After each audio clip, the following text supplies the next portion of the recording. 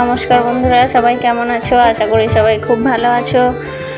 আজকে আমি একটা লোটে মাছের রেসিপি নিয়ে চলে এসেছি।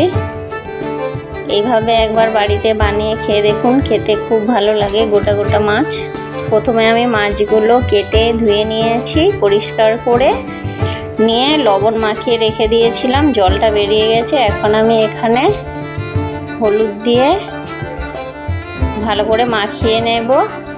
মাছগুলো আমি কাটবো না, আমার গোটা গোটাই থাকবে। এখানে আমি একটা কড়াই বসিয়ে দিয়েছি, কড়াইতে তেল গরম করতে দিয়ে দিলাম। আমি সর্ষে তেলে পুরো রান্নাটা করব।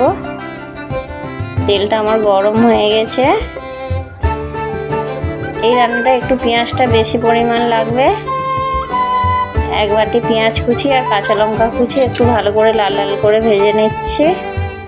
পেঁয়াজটা আমার ভাজা হয়ে গেছে। এখানে আমি টমেটো কুচি দিয়ে দেবো।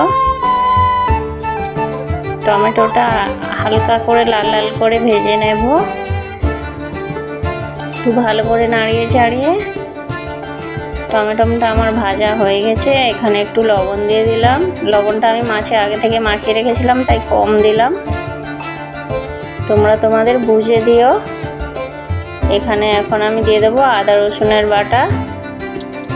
আদা রসুনের গন্ধটা যাওয়া অবধি আমি এটা ভালো করে ভাজতে থাকবো।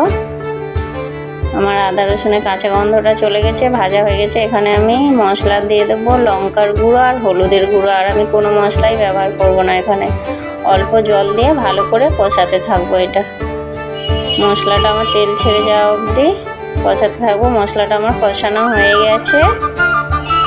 এখানে তো আমি বেশি জল দেব না, তাই এখানে আমি মাছগুলো তুলে দেবো। এই মাছটা তো একটু জল জল থাকে, তাই এই মাছে জল লাগে না রান্না করতে। আর আমি বেশি কাঁচা মাছটাই পছন্দ করি। তোমরা চাইলে মাছটা ভাজতে গেলে এটা একদম ঝুড়ো ঝুড়ো হয়ে যাবে। উপর থেকে আমি কাঁচা সর্ষে তেল দিয়ে এটা এখন ঢাকা দিয়ে দেবো 5-7 মিনিটের জন্য। 5-7 মিনিট পরে আমি ঢাকনাটা খুলেছি। দেখুন কত জল ছেড়ে গেছে মাছে থেকে। আমি হালকা হাতে নাড়িয়ে নেব, নাহলে মাছগুলো ভেঙে ভেঙে যাবে। দিয়ে আমি আর ঢাকা দেবো না, এটা আমি ফোটাতে থাকবো একটুক্ষণ, যাতে একটু ঝোলটা টেনে যায়।